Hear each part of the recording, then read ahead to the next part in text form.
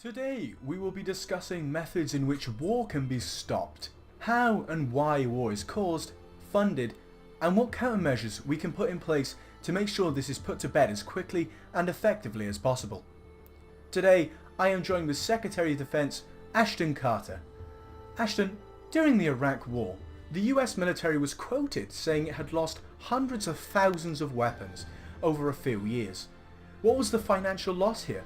And where, in your opinion, could they have been misplaced? Of course, there is a financial gain in war. This isn't a secret. However, there is a gain, there is a loss, and we are powerless to stop it. In regards to the loss of weaponry, I believe it is straightforward. In the heat of battle, you do anything to stay alive, and you will evidently lose weaponry with other bits of equipment. We do not lose sleep over these losses and certainly do not fund the terrorists, as these radicalists suggest. It is no more than a simple answer of, we just lost them. Okay, thank you Ashton for your time. Next up, we have another influential figure from Russia, Sergei Shoigu.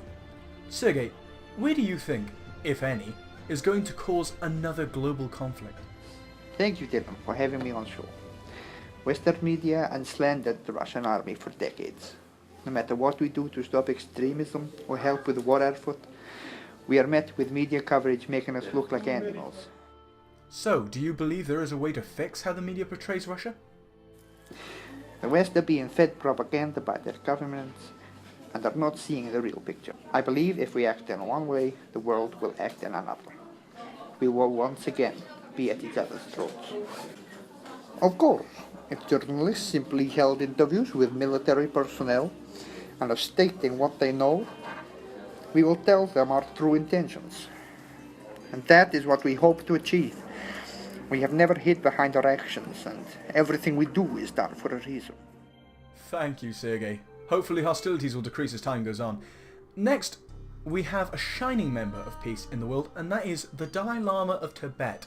It is an honour to meet you, sir. I'd love to hear what you have to take on global conflict.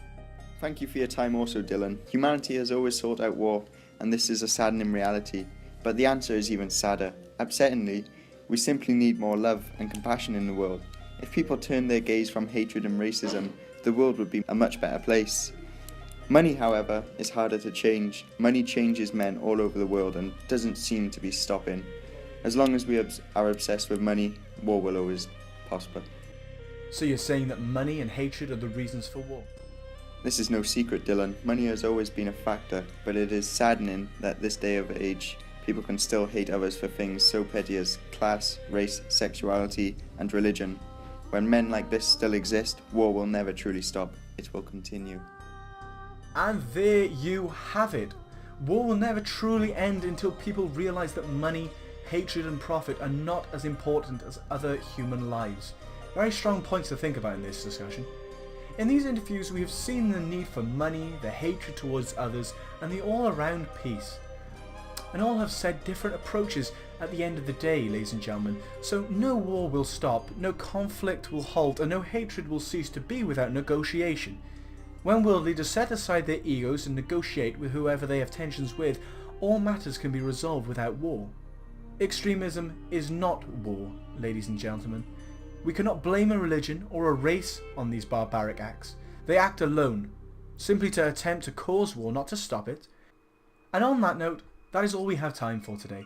Thank you all so much for watching this special episode, and I hope to see you very soon. Take care, guys. Have a nice day.